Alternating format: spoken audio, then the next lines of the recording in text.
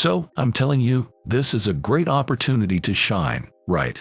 This is for your own good. No matter what you say, if it's impossible, it's impossible. Mr. Davis from the department I work in was making unreasonable demands to my colleague, Sophia, right in front of me.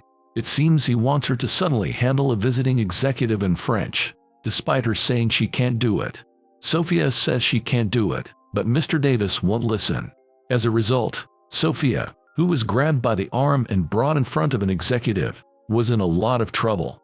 Unable to watch this any further, I stepped in to help her, offering to take over and communicate in French. I ended up speaking with the executive in 3 languages. Watching the CEO, Mr. William, and Davis talk afterwards, I could sense the end of my act as an incompetent employee. It seems I no longer need to hide my abilities. To resolve the issue with Mr. Davis, it appears I'll need to submit evidence of his misdeeds to Mr. William. My name is Michael, a 35-year-old company employee who can speak several foreign languages thanks to the environment I was in as a child. My strengths are French, English, and perhaps Spanish. Especially, French is the language I speak the best. Having lived in France as a child, I was in a considerably favorable environment for learning foreign languages. In addition, having a French mother and an American father meant I naturally ended up interacting with acquaintances from both countries quite a bit. Hey, Michael, is your mom doing well? I came over to visit. Can you call her for me? Hello, Michael. Could you get your dad for me? I have something I'd like to discuss with him. Because of these interactions with people from various countries, my childhood was filled with excitement and fun every day. Before I started elementary school, I moved to America and spent my school years there. Since I spent my crucial adolescent years in France, it seems my personality has become enjoy life, which is common among French. If things had stayed the same, I probably would have joined a fairly stable company and worked as a serious, regular employee. What changed my path was the influence of a young Chinese man I met at my part-time job during high school. Michael, since you're fluent in foreign languages, you should see more of the world. Why not work at a store my acquaintance owns in France and check out other countries while you're at it? He suggested that I broaden my horizons. Since I didn't have a particular career in mind, I followed his advice and planned to work in France. On a whim, I applied to ENS and was surprised when I got accepted. Because of these circumstances, until recently, I had spent over a decade in France, studying at school and working at the Chinese store. However, due to a request from my father's acquaintance, William, I ended up living in America again. I'm really sorry to ask this of you, but there's no one else suitable for the job. Could you take on this request for me? Sure, I was just thinking about what to do next. I'll head to America right away. I'm aware that I've been living a nomadic life between 2 countries, but I'm not dissatisfied with my lifestyle. The freedom to move to the country I want and dedicate myself to what I want to do seems to suit me. My personality might lean towards that of American, but my way of living has perhaps been influenced by the land of love, France. William asked me to work at a certain company. After going through a formal interview just for the sake of it, I joined the company. After spending a week preparing, the day finally came for me to go to the company for the first time. Early in the morning, in the pleasant weather of an Indian summer, I left my apartment where I live alone and was swayed by the train crowded with office workers for several minutes. After getting off at a large station while being jostled by the crowd, I headed to a 10-story building. Entering the building by swiping my employee badge at the machine at the entrance, I headed straight for the CEO's office. I was a bit surprised to be nodded through by the security guard guarding the top floor, with just a cheerful good morning. William must have described my face to them. Actually, since William is the CEO of this company, it's not surprising that he could arrange such things. After that, I passed through a corridor decorated with paintings and vases and headed to the CEO's office located at the very end. Before me stands a door fitting for the CEO's office, crafted from materials of luxury. Having worked with wood in the past, I can identify the material of the door. However, I can't just stand here gazing at the door forever, so after taking a breath, I knock. Mr. William, it's Michael. May I come in? Huh? You're already here. Come in. Seconds later, I hear permission to enter from inside. and I open the door to step in. A glance around the room reveals its luxurious interior, instantly recognizable. My experience in house cleaning, a job I had tackled before, lets me quickly identify this as a space of wealth. I never thought that dabbling in various part-time jobs while in France would come in handy in such a situation.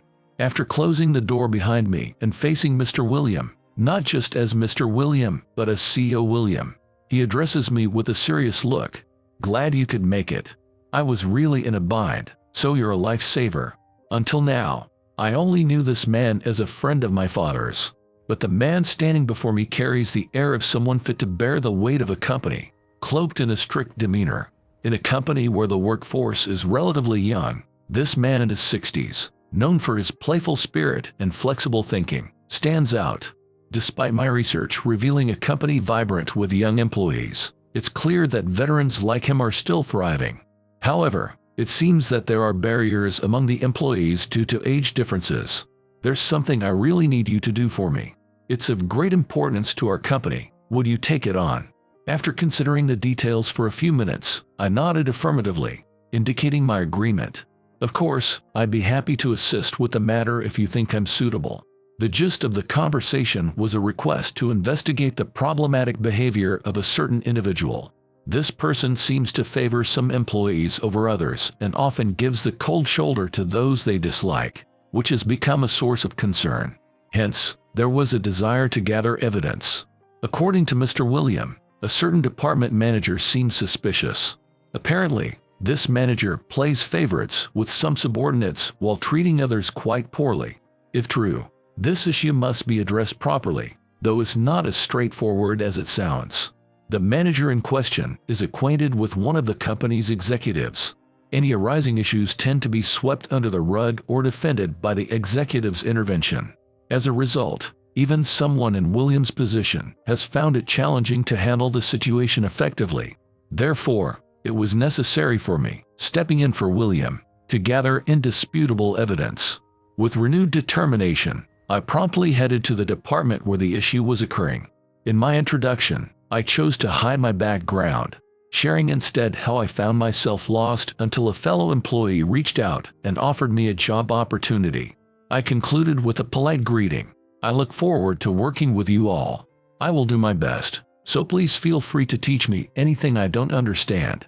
The person who kindly befriended me was Sophia, a female colleague who had just recently left her 20s behind. She said, "The pleasure is mine. I may get a bit annoyed if younger women speak down to me, since I was in my 20s until just recently, but I'll make sure to teach you everything about the job so that you can settle in quickly, Michael." In this office, there's a noticeable tension from the older employees towards the younger ones. It seems there's often yelling from the manager, or even harassment, which is probably why she mentioned it. I reassured her with a smile. "That's totally fine. I really appreciate it." Sophia appears to be very caring, and from that day on, she took it upon herself to look after me. "Oh, please put that document back on the shelf over there. It can be a bit hard to find the right spot, so I understand if you get lost. Feel free to ask me anything else you're curious about. Thanks for the detailed explanation.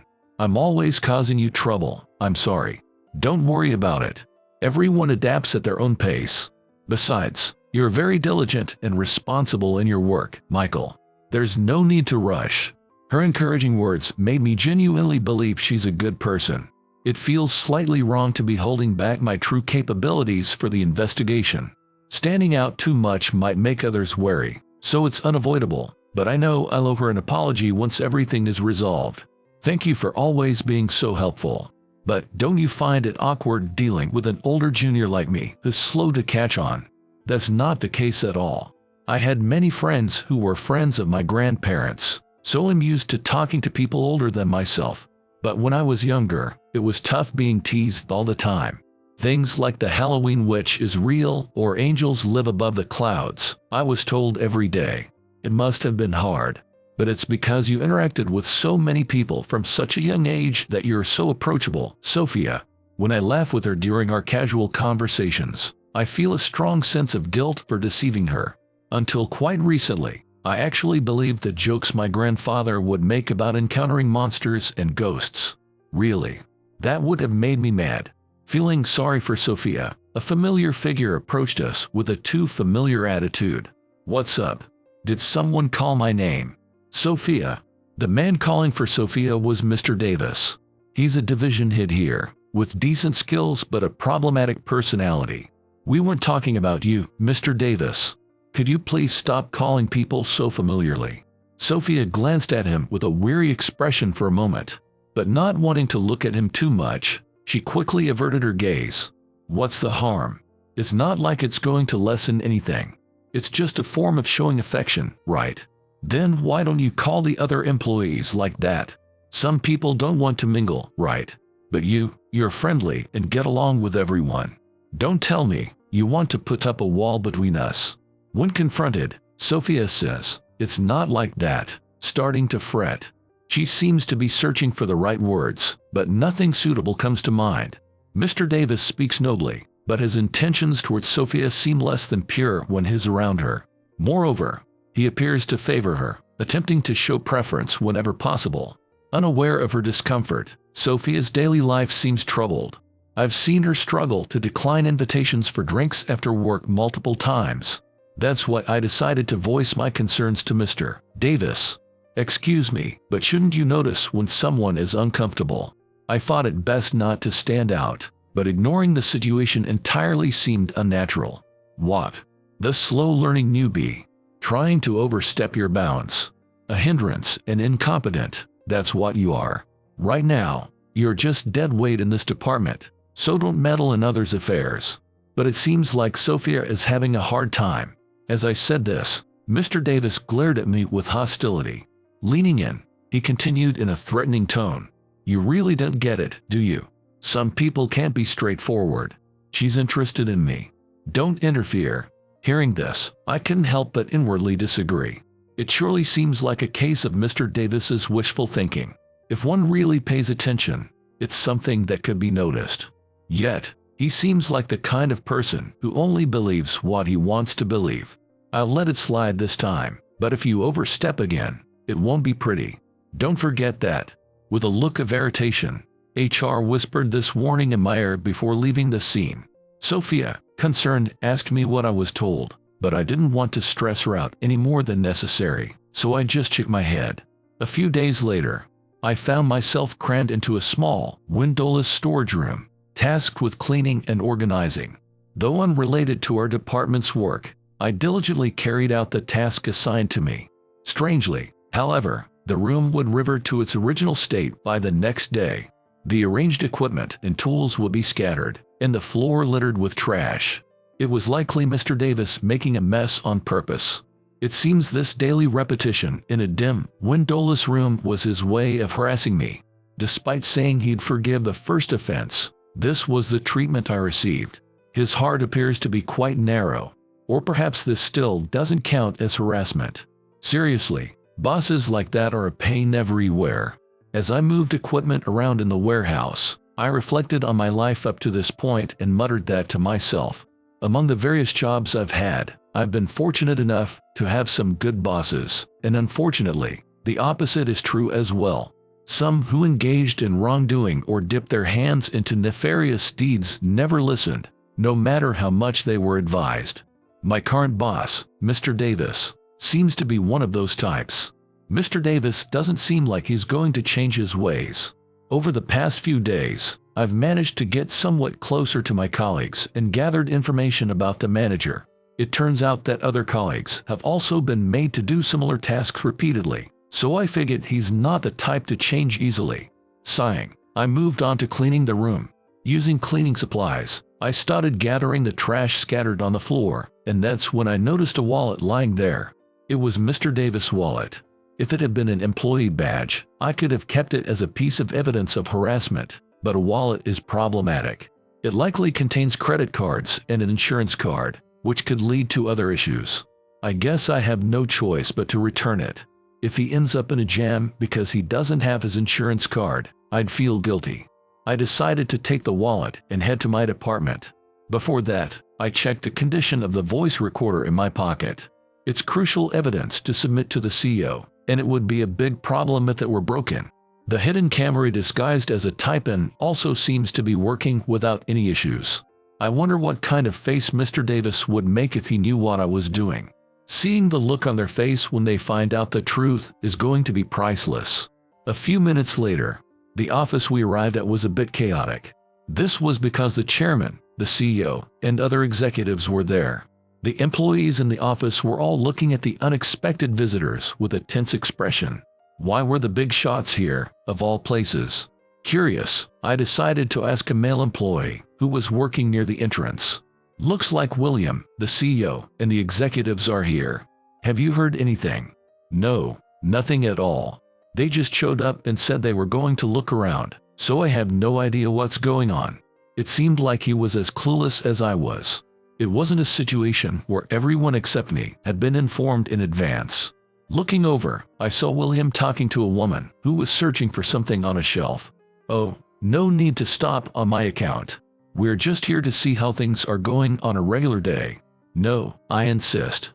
The woman, who was about to greet the visitors, froze in place, clearly embarrassed, as William told her not to worry, but she was too taken aback to relax. You don't have to be so formal with me.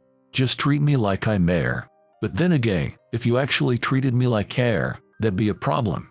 Saying something like that would just leave someone at a loss. For an organization to run smoothly, maintaining a certain hierarchy is essential. Perhaps that's why the executives around me were expressing their concerns. William, the CEO, is a good guy and seems to be competent at his job, but sometimes he does things that are a bit off. I've been getting closer to the employees these past few days, and that's the minor grievance I've heard from everyone about him. Shifting my gaze from William, I looked at the faces of a few executives standing nearby. Having researched the company on its website beforehand, many faces were familiar, but there was one I didn't recognize. She was a woman in her 30s, with blonde hair and blue eyes. I had looked into this company thoroughly, but I didn't remember her. It turned out, as I would learn later, that she was from a company we were dealing with. She had become interested in our company and was touring with the executives. But at that moment, we had no way of knowing that. We could only watch and wonder. Amidst this, I could hear the voice of Mr. Davis and others from a corner of the room. He seems to be keeping his voice down, but it's quite echoing. So, I'm saying this is a great chance to make a good impression, you know. This is for you. But even if you say that, what's impossible is impossible. For now, I head over to return the wallet, but I felt something off about the atmosphere between the two. As I got closer, I could hear their conversation. Hurry up, take care of them right now. You can do it, can't you? Just that much. I wondered what the person who should be responding first in such situations was doing, to find out they were saying that. Pushing work onto subordinates shouldn't be the way. If you shine here, you might even get a promotion. Hearing those words, the older employees around said, "That's right. They're the ones who bully the young on a regular basis. Not as much as the manager, but sometimes I see them harassing the younger employees." On the other hand, Sophia, who was given such a suggestion, was clearly troubled. Even if you say that, I can't just suddenly handle things in French. This is a golden opportunity to showcase the excellence of our department staff. Just do your best and make it work. Just by sheer will. That's impossible, she said. Listening to the conversation, it seemed like Mr. Davis wanted to give Sophia, whom he favored, a chance to shine. However, Sophia insisted that she lacked the necessary skills. While it's unclear why they specifically wanted her to handle it in French, ignoring the situation didn't seem like the right move. Let's not worry about that. Everyone says you're fluent in foreign languages. Being too modest isn't good, they told her. Wait a minute. Who's saying that? I asked. At that moment, the older employees around us raised their voices again. I heard Sophia is good at French. Yeah, I heard she can speak with a native accent. Hearing their voices made me frown. These vague statements, likely meant as harassment. But Mr. Davis really believed them. Reluctantly, Sophia was dragged to meet with the CEO. I watched in dismay and hurried after Mr. Davis and Sophia. But it seemed I was too late. Mr. Davis had already approached the visitors. I apologize for the intrusion during your busy schedule. I never imagined you'd take the time to visit the workplace of regular employees like us. Mr. Davis said with a smile, pushing the reluctant Sophia forward. Our manager will explain her work in detail. Now, go on, speak. Well, Sophia hesitated. Sophia, who was suddenly pulled out in front of the company's executives, is so nervous that it's pitiful. I can do it. I can speak French. However, even there, when Sophia insisted she couldn't speak, Mr. Davis began to panic. What did you say? That can't be true, can it? Everyone said you could speak French. This is an important moment. Don't be selfish. So, I really can't do it. Still, it seems that within him, lies have been ingrained as truth. He continues to berate Sophia, sweating profusely. How much do you think I've done for you? Don't get carried away. This is a company. It's not a place for a young girl to be selfish. Feeling betrayed after being treated kindly before. He seems to think it's his own misunderstanding. Mr. Davis, without questioning the information within himself, continues to blame Sophia. I'm sorry. She's a little too cocky. I've been trying my best to take care of her. Did I spoil her too much? It's not good because young people these days try to slack off whenever they can. Sophia looks down with a frustrated expression. Whether it's good or bad, why would he be able to do something so cruel to the woman he liked until now? Mr. Davis, thinking that his evaluation will drop if things continue like this, begins to speak lies. And this guy, he's been bad-mouthing others and dumping his work on me, a real piece of work. I end up cleaning up his mess every time. Despite my efforts to give him work to make up for his mistakes, he repays kindness with spite. I've been thinking it might be best to just fire her. At the mention of being fired, Sophia's shoulders jerked in shock. It was probably a joke, but she had just made a mistake. She might take it seriously, that she's gonna be fired. She's the type to take jokes seriously, so I was worried.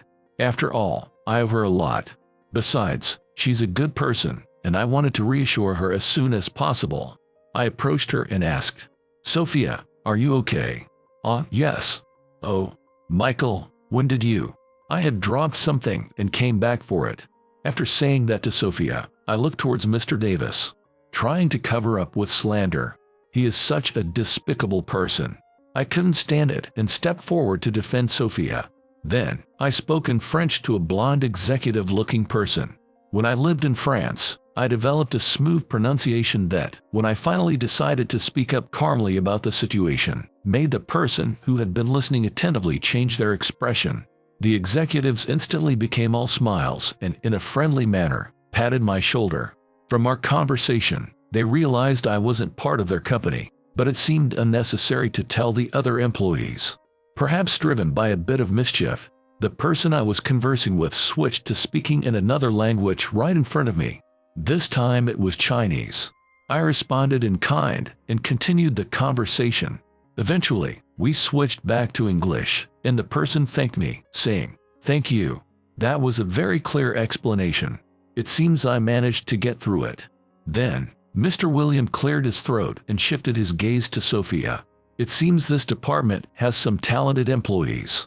Perhaps she wasn't feeling well. It was probably an attempt to cover for the situation. When William said this, Mr. Davis exaggeratedly nodded. Yes, exactly. She's a proud member of my team. Maybe she's been overworking recently. He had completely changed his expression from one that had been bad-mouthing others to that of a concerned boss worrying about his subordinate. The performance was so convincing that anyone watching might have been fooled. Truly a great actor. He might have mistaken his workplace. You must be tired. You should head home for the day. Seeing the worried expression of Mr. Davis, I felt utterly disillusioned from the bottom of my heart. Mr. William, noticing my state, placed a comforting hand on my shoulder. It seems you've had a tough time. I pondered for a few seconds on how to respond to his words. However, before I could open my mouth, Mr. Davis spoke up with words dripping in falsehood. Yes. He's really a hard worker, a valuable employee who always does his job well. I've been keeping an eye on his potential for growth for a while now. He handled this situation wonderfully, too. Hearing this, Mr. Williams sighed, then spoke to Mr. Davis in a cold voice. You seem to have a slick tongue. I'd advise you to make sure it doesn't run away with you. What? Mr. Davis, looking confused about what was just said to him, froze on the spot. Seeming to decide that no further words were needed, Mr. William and the others quickly left the scene. The air in the office softened after their departure, which was certainly not my imagination. Several employees, who had been tense up until then, started to relax, massaging their shoulders and stretching their backs. Amid all this, Mr. Davis has been unnaturally kind to me. It might be related to the wallet I found and returned in the storage room, but what he started to talk about was my linguistic skills. "Michael, I've really been helped by your linguistic skills. I have high hopes for you, so I'm counting on you moving forward." It's hard to believe these words came from someone who used to harass me. I gaze at Mr. Davis with contempt, but it seems nothing gets through to him. "You don't have to clean the storage room anymore. From today, work in the office just like everyone else." "Thank you," I say, without any real feeling, and then turn to speak to Sophia. She's been looking stunned this whole time, so I was a bit worried. "Sophia, are you okay?" "Oh, yes, I'm fine. Just a bit shocked, that's all." I stare at Sophia, who is holding her chest in anxiety, and remember what just happened, coming to an understanding. It's no wonder you were suddenly dragged in front of the executives. It's not just that. I thought it was a situation that would surprise and confuse anyone, so I spoke up, but it seems there was more to it than that. I was totally taken aback by how good Michael's French was, and his Chinese too. His pronunciation was so smooth. "Did you study them?" I hadn't expected such a comment, probably because those skills didn't seem anything special to me. "No, I lived in France as a child, so I guess that's why. I was back in America during my school years, though." "Oh, is that so? What about Chinese?" I picked it up while helping out at a Chinese store during a part-time job. As she conversed with me, clearly impressed, it seemed like she had made up her mind about something. Clenching her fists, she shared her thoughts with me. "I need to work harder. I thought I was doing my best, but I want to be able to handle situations as well as you do, Michael. Maybe I should take up French lessons. It's unlikely that this kind of situation will happen often, but it's not wise to be completely unprepared either. Our company is of a considerable size, and considering future growth, learning wouldn't hurt. If she wants to be ready for various scenarios in the future, I'd like to support her in that. If you're gonna study French, I can help you out with any questions. My mom was a language teacher, after all." "Really? That would be so helpful." The ambition of young people striving towards their future is admirable. I find it somewhat dazzling, as my own enthusiasm has somewhat faded. After making a promise about studying, we both returned to our work. I went out of the room because I still had unfinished business organizing the warehouse, intending to complete it thoroughly. That evening, having finished the storage room work, I was about to report back to the office to Mr. Davis. However, I couldn't enter because two people were standing in front of the room. Wondering who could be blocking the way, I realized it was Mr. Davis and Mr. William. "I assure you, I wasn't being mean on purpose. You've been saying that over and over. It seems like you're only thinking about saving yourself." "Not at all.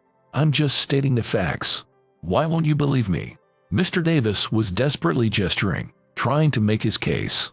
However, William, facing him, continued the conversation with a cold expression.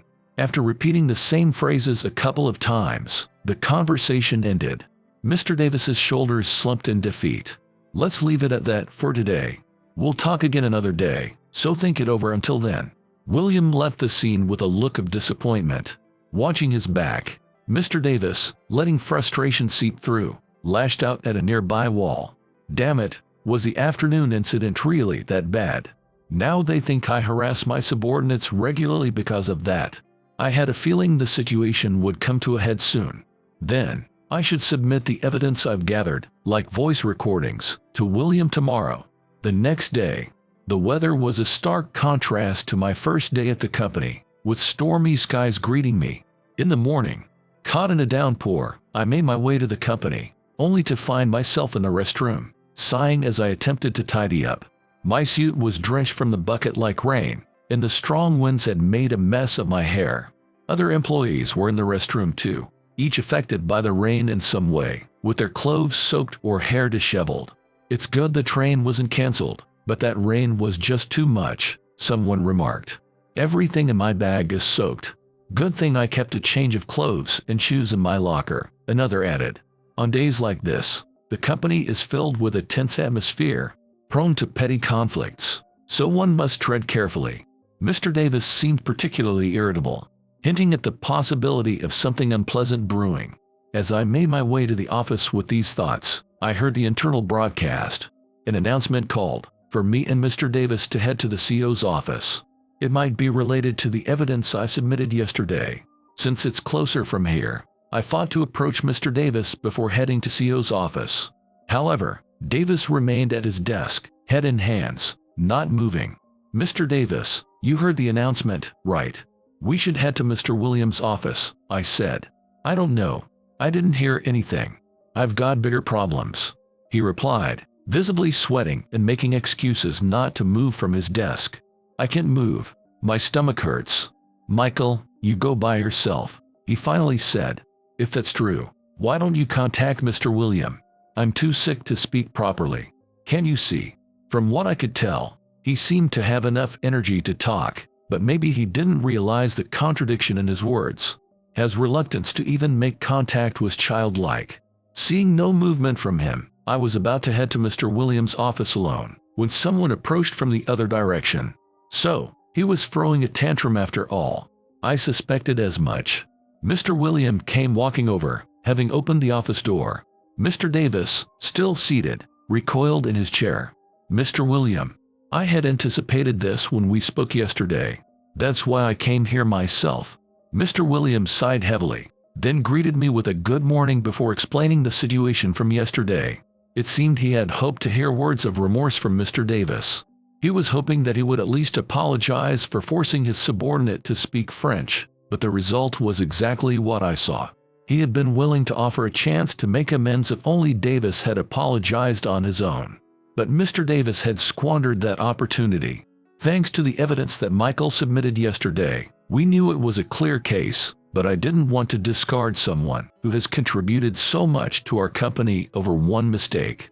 This must mean that this is his second chance. William, the CEO, seems to be quite compassionate. However, his intentions didn't seem to reach Mr. Davis. Upon hearing William's words, Mr. Davis looked at me with disbelief, as if he had seen something unbelievable. After I was kind to you yesterday, you've been deceiving me. To think I was dragged down by an incompetent employee like you. He became furious, standing up and confronting me aggressively. Seeing this, William stepped between us. You really haven't changed. Just like yesterday, blaming others. And let me tell you, you think he's incompetent, right? But you're mistaken. What? He graduated from ENS, the same famous one attended by French presidents and numerous world leaders. Impossible. I can't believe it. Even though he seemed slow to catch on at work and always asking others for help. As he was visibly shaken and scratching his head in disbelief, I told him the truth with a sense of dismay. It was all an act. I was asked by the CEO to investigate you, so I kept a low profile on purpose. So, it was all a setup from the start. Both of you deceiving me. Is this how you treat someone who has contributed to this company for years? After learning everything, Mr. Davis continued to blame us without any remorse. What a foolish choice. If only he had apologized then, his fate might have been different. Before the inspection, I had hoped it was some mistake or misunderstanding, but your attitude at that time was quite terrible. I feel sorry for the employees that I couldn't solve this issue on my own. Once this is over, I plan to step down as CEO and leave it to my successor. Mr. William looked at Mr. Davis's face, lamenting his own inadequacy, and lowered his gaze. The atmosphere became heavier, but Mr. Davis continued to talk, unfazed. Thinking silence would lead to ruin, he desperately pleaded with Mr. William, spitting as he spoke. With all due respect, Mr. William, the incident during the inspection wasn't my fault at all. It was Sophia's fault. It might have seemed to you like I was forcing it, but I had no such intention. No, not just that, but someone else framed me for other things too. Hearing these unbearable words, Mr. William finally ignored Mr. Davis and turned away. Being subjected to such words would surely dishearten anyone, even someone in the position of William. While I understand the burden of carrying the company, and the immense work it entails daily. There's no prepared answer for human relations. I thought to myself, I might have given up long ago. Mr. Davis, I'm tired of your self-defense. I don't want to hear it anymore, so could you please leave the company? What? Don't joke like that. At that moment, a shocked Mr. Davis clung to Mr. William. But Mr. William looked at Mr. Davis with a cold expression, not saying a word. Please reconsider. I have a family that I need to take care of. Is that so? Then it might be best for you to find employment at another company. I can no longer afford to take care of you and mine. Realizing that Mr. Williams' heart would not change, no matter what he said, Mr. Davis seemed to lose all his strength and collapsed right there. A month later, Davis had left the company. His family, whom he needed to support, seemed to have turned cold towards him. Rumors circulating within the company suggested that his wife had divorced him and quickly started a new family with another man. The speed of these events led to whispers that she might have been cheating on him long before. Living alone, Davis's health rapidly deteriorated. After engaging in excessive drinking and eating, he ended up being rushed to the hospital and admitted. His health never fully recovered, and he has since remained shut in his home. Interestingly, Mr. William also stepped down from his position. Concerned about this incident, he entrusted the company to another trustworthy individual and left. After settling in the countryside, he seems to be living a decent life, working at a local souvenir shop owned by someone he knows.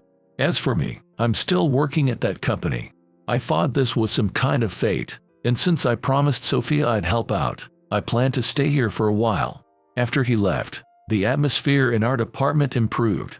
The new manager is very considerate of his subordinates, so everyone can work without feeling tense. Michael, I'm having trouble with this word. Could you help me out? Sure. Which part are you looking at? Feeling guilty about keeping secrets for so long, I apologized to Sophia and the other employees and opened up about everything. I was prepared to be scolded, but instead, Sophia and the others forgave me. Are you sure it's okay? I deceived all of you. Well, it's true, but you also played a part in driving away Davis. What's more, we're happy you said you wanted to stay. We couldn't possibly dislike someone like that. I hadn't realized until Davis was gone, but aside from Sophia, there were many good people in this office. That's why I've decided to do my best here for their sake. Even though Davis is gone, there's still a gap between the older employees and the younger ones, so I want to help bridge that gap. Everyone here is just as ambitious as Sophia, making you want to give them a proper push. Michael, could you teach me French too? Only when you have time. Please. Understood. Given the circumstances, it might be better to start a study group for all of us. I'm reminded of my time at INS, surrounded by highly motivated individuals. Attending such a prestigious university meant being among students with high enthusiasm, where striving towards goals was the norm. However, that was possible because of the privileged environment, the best locations for education, high-quality lessons, and the presence of knowledgeable and skilled instructors made it passable. But those resources aren't available here. Reminiscing about my student days, I've since started spending time guiding my colleagues. Perhaps the joy of helping the youth has sprouted within me. Currently, I'm the only one teaching various aspects of French, but I hope that someday the older folks will join this circle too. Wishing for a time when generational barriers are removed and we can cooperate more closely. I continue to work at this company,